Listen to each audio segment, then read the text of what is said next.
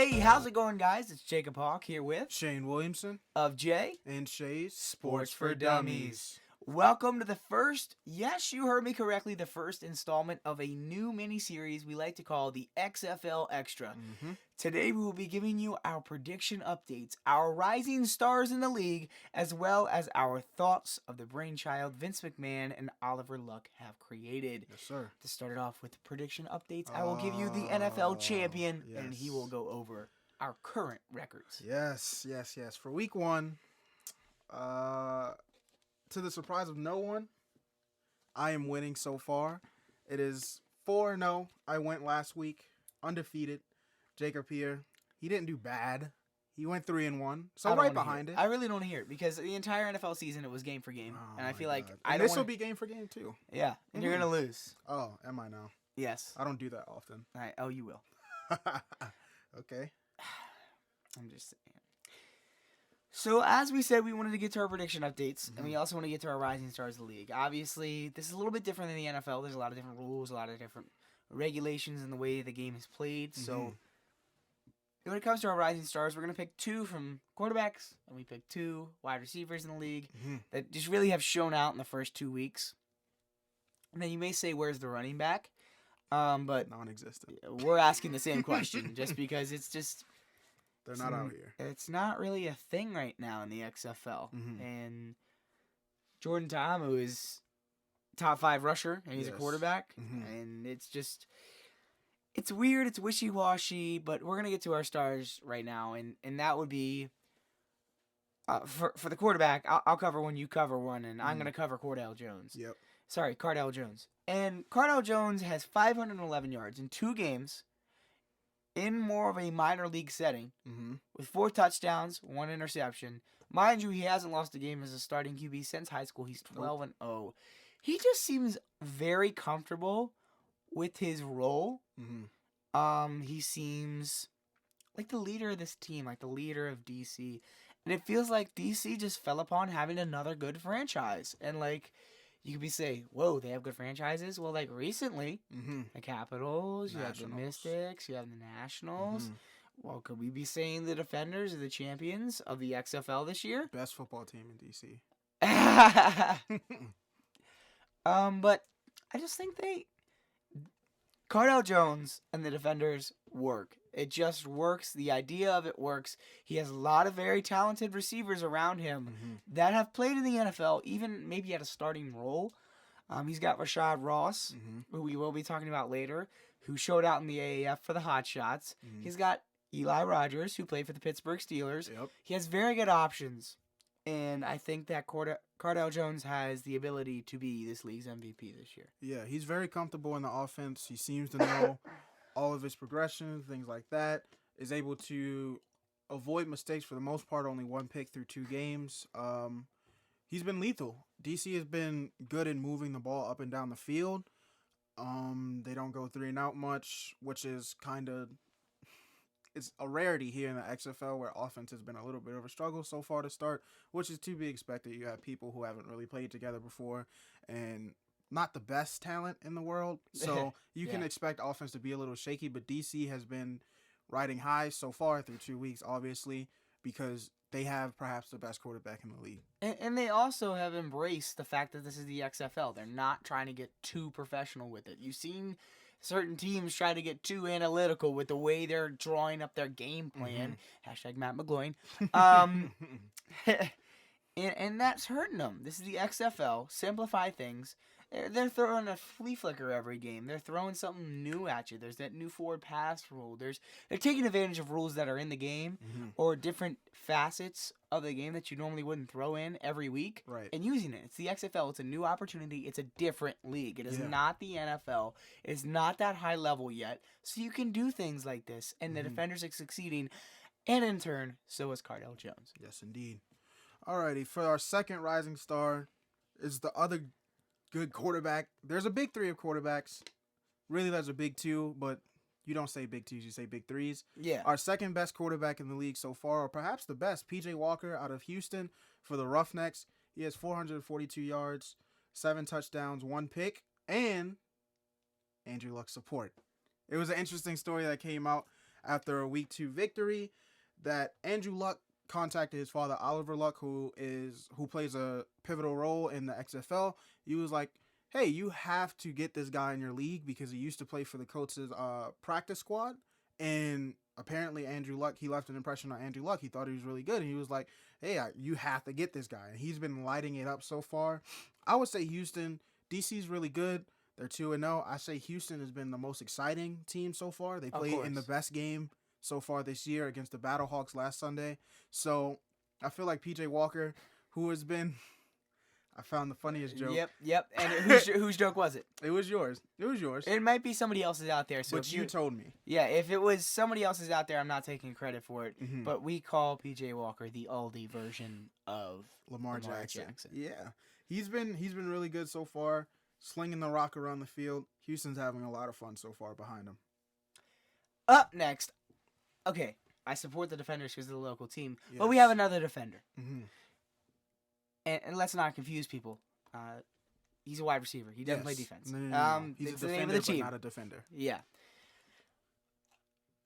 Rashad Ross. And I feel like I'm going to say this name throughout this season just because of what he did in the AAF. Mm-hmm. That kid ripped it up in the AAF. He got an opportunity. Had to come back down to the XFL. Yeah. Obviously, the XFL wasn't going to say no because of his previous success with the AAF. So, in his 2 games, he has 147 yards and 1 touchdown.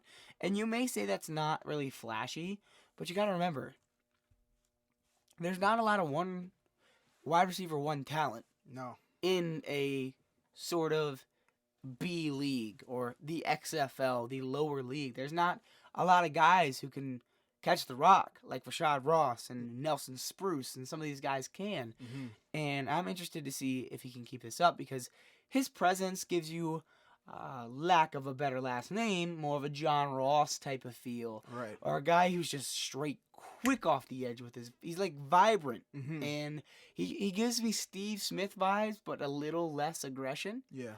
And I think it's perfect for what the XFL is doing. Mm-hmm. I think it's perfect for the Defenders. Like I said, that tit-for-tat offense. And the stats are showing. Because, 147 yards and 1 touchdown may not seem like a lot. But when your team's winning football games and you're a part of that, you actually are a big role. Right. Yeah. Yeah, he's definitely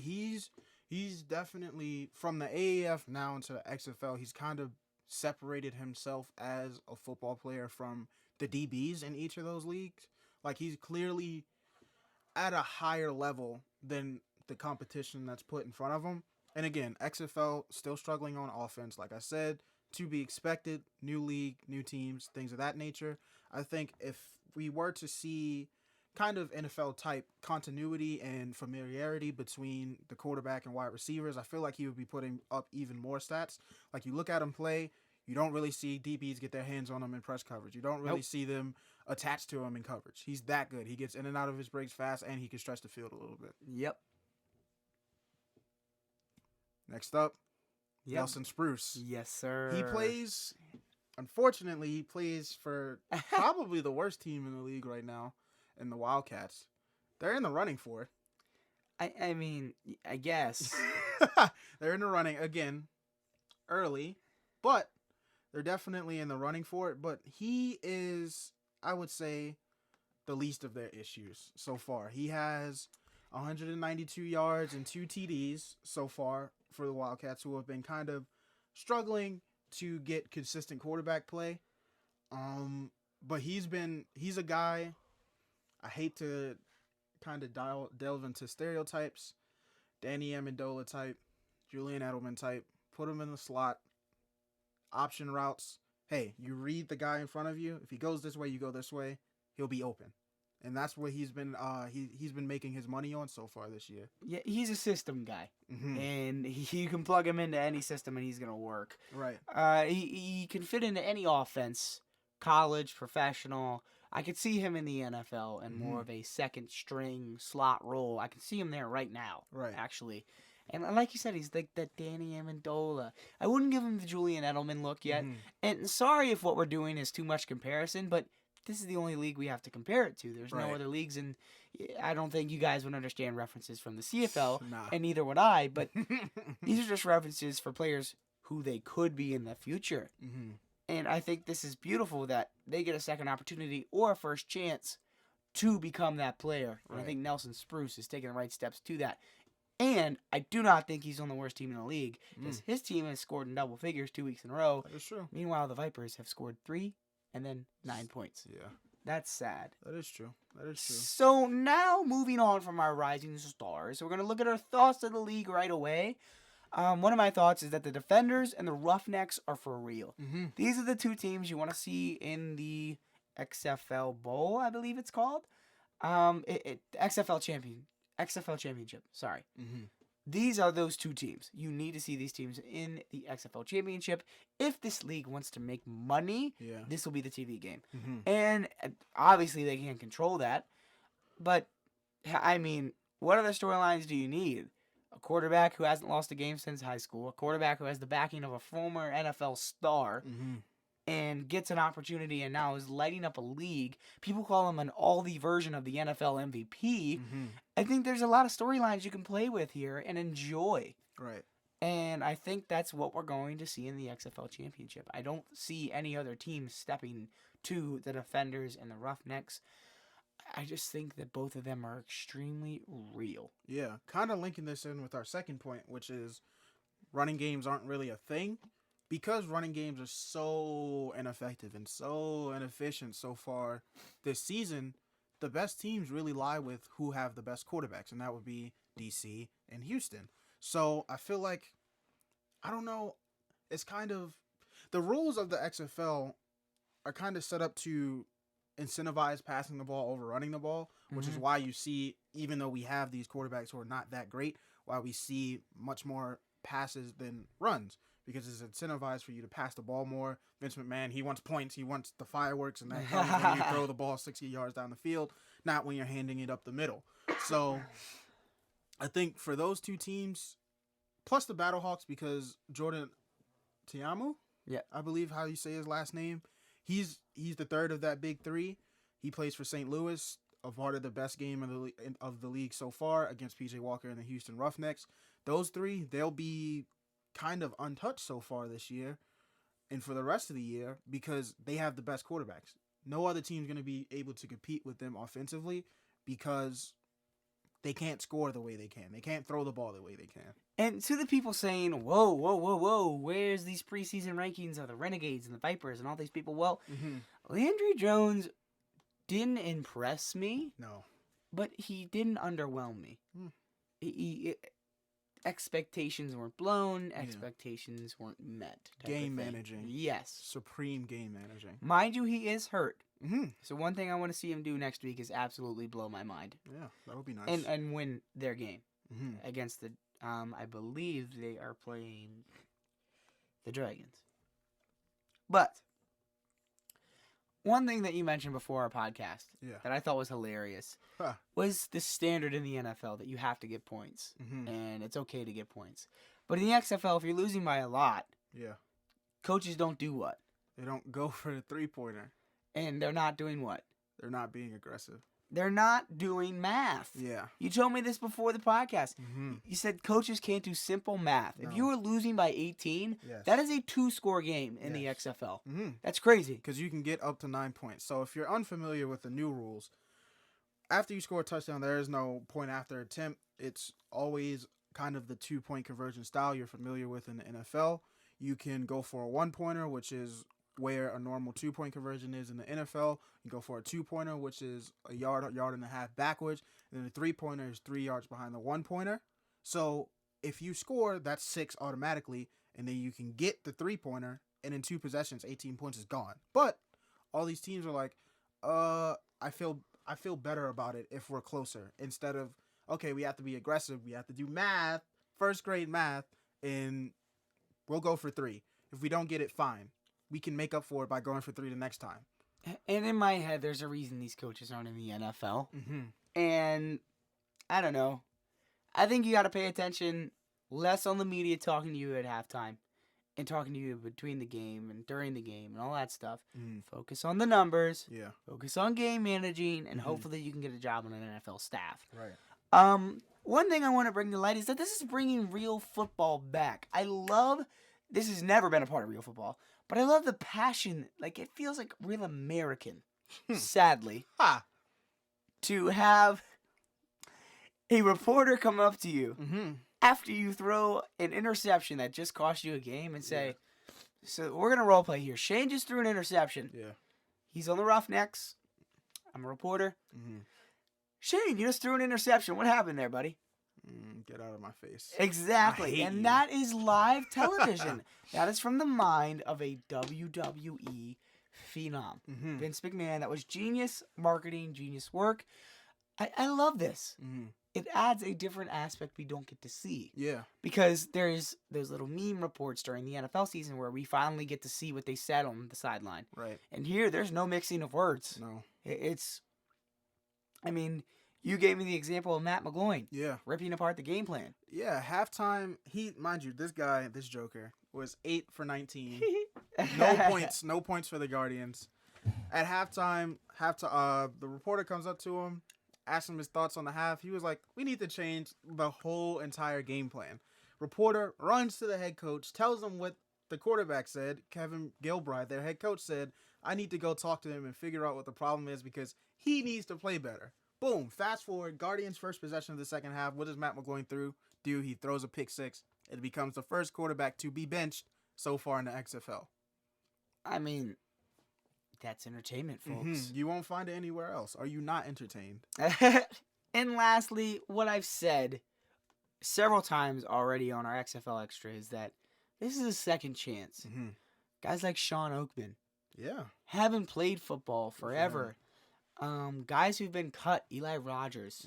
These guys are getting a second opportunity, or some guys, PJ Walker, they're first. Right. You know, to touch the field and play a snap of professional football. Yeah. Because let's not get this mixed up. These are some big dudes playing. Yeah. I mean, these are still grown men playing at a fast pace of football. I mean, this is head on head, helmet to helmet, pad on pad, high contact football.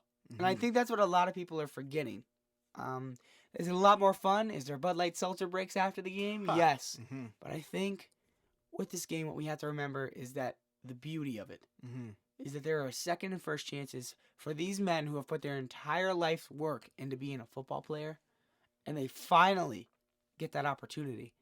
And what's interesting to me is who's going to get signed from these teams to the NFL, and we will keep you updated on that. I promise you. Yeah. So now, let's move on to me crushing Shayne. Oh, is that right? And that is our predictions for week 3. Roughnecks at Vipers. Yeah. I don't think there's any mixing of words here. Nah. Give me the Roughnecks. Yeah. PJ Walker all over him. I mean, I don't see the Vipers winning more than 2 games this year. Yeah. If they give Flowers more of an opportunity, maybe. But, like, it's just, I feel like they weren't ready. No. Like they needed just a smidge of more amount of time, like maybe a month's more amount of time for them to figure things out. And they don't have that. So they're going to lose football games, and they're going to lose one of the best teams in the league, and that's going to be the Roughnecks. Yeah. Next, we are looking at the Renegades at the Dragons. This one's an interesting matchup. Due to Seattle's win last week, who do you have winning this football game and why? Give me Dallas. Give me Dallas because Seattle doesn't inspire much intrigue from me. Their quarterback, Brandon Silvers, is completing 48% of his passes, which is, if you don't know, that's a despicable rate. It's awful. 48% of your passes as a starting quarterback, not good. I think Dallas is, like we said earlier when we were talking about Landry Jones, they try to limit the mistakes they make, try to keep it simple, and just methodically move the ball up the field. It's better to do death by 1,000 cuts instead of losing opportunities to go and score by turning the ball over by being super aggressive when you don't have a quarterback that's transcendent enough to push the ball down the field. So in Dallas's case, they'll just keep chopping, keep avoiding mistakes. Brandon Silvers, he'll make a couple mistakes, and Dallas will win by 8 points. Alrighty, I'm gonna hold you to that. Next, we have the New York, Matt McGloin led. Oh, jeez. Guardians. I saw a lot of posts about the Guardians after week 1 because they looked solid, and everyone's like, New York finally has a good football team, and then week 2 they didn't score a single point. I think they get smacked playing away in St. Louis against the Battlehawks. Bold prediction: Jordan Ta'amu scores 5 touchdowns. Oh, I think that this game is going to get out of hand quickly. I think the media. This is interesting. I'm interested to see how a locker room, the media, and a coach reacts to a player flipping out publicly during a game. Right. That has never happened before. No. I mean, you got the kicking net, you have guys flipping out, but never have you heard somebody, all right, I hate the coach's game plan, let's switch it. Right. So I'm interested to see how they're going to react to that, but I think they're going to react to that and get their bottoms whooped in St. Louis. Yeah. St. Louis will be all over them from start to finish. They need to figure out the quarterback situation, whether it's going to be Matt McGloin or Marquise Williams. You may know him from North Carolina. He played his college football there. Whoever it is, they need to figure it out ASAP because the Battlehawks, they're going to get out and they're going to score some points. You got to catch up. Yes, indeed. The Defenders are going to travel to L.A. To play the Wildcats and Sean Oakman. The Wildcats are an intriguing team in my eyes because they've been able to hang with teams through halves or near the end of games. They hang with the Renegades. It was a 1-score game at the end of their game. And I don't think they hang with the Defenders like they've been able to hang with, per se, the Renegades. They did hang with the Roughnecks till halftime. But I'd be very shocked if this is a close game at the end. 1 score, no, I could see that happening, a 9-point game. Yeah, sure. But a close 1-score game, as in 6 or 7, I don't see it happening. I think the Defenders pull away and grab this win at a probably 24 to like 13 or 14 margin. I don't see the Wildcats scoring a lot of points, especially with the way the Defenders' defense has been playing. And shout out to all the defenses in the XFL. It's not like we don't see you yet, but we have to wait for these offenses to get settled to really see where these defenses stand. Right. Yeah, I think DC, I don't know. I think this is going to be domination, kind of like what they did to the Guardians. They have the only shutout in the XFL so far. I don't think they'll shut out the Wildcats, but they'll get close to it. I don't think they score double-digit points. It's kind of hard when you have a -4 turnover differential. When you're playing the best quarterback in the league, perhaps, in Cardale Jones, he's not going to give you many opportunities to operate with a short field. If you have to go long and you have a propensity of turning the ball over, you're probably going to turn the ball over against a defense that likes to take the ball from you. Exactly. And they've also given up the most touchdowns in the league so far with 8. So I think that's a recipe for disaster against DC. Exactly. And one thing we're going to do always at the end of our XFL Extra is give you the updated standings of the XFL East and the XFL West. Yes. Right now on top of the East, you have the DC Defenders at 2-0, the St. Louis Battlehawks at 1-1, the New York Guardians at 1-1, and the Tampa Bay Vipers at 0-2. Yikes. In the XFL West, you have the Houston Roughnecks at 2-0, the Seattle Dragons at 1-1, the Dallas Renegades at 1-1, and the LA Wildcats at 0-2. A very nice split between the league. A very interesting week coming up. Once again, I just want to say sorry because we're trying to get into this new semester for us, and it's very crazy. If you can't hear, I'm a little under the weather, so I've had to deal with that as well as exams, different stuff like that. But we're going to try to make these short episodes for you for the XFL, and then also get out a regular J&J Sports for Dummies, hopefully on an early week basis, so maybe on a Sunday, Monday, Tuesday, around there. We can't give you a definite date yet just because of what's going on here. We got a very busy schedule, and we'll probably be back to regularity right after spring break, which will be early March. But that's it for our first installment of the XFL Extra. Once again, I'm Jacob Haugh. And I'm Shayne Williamson. And thank you for tuning in for this segment. Shay's Sports for Dummies. Stay blessed. We'll see ya.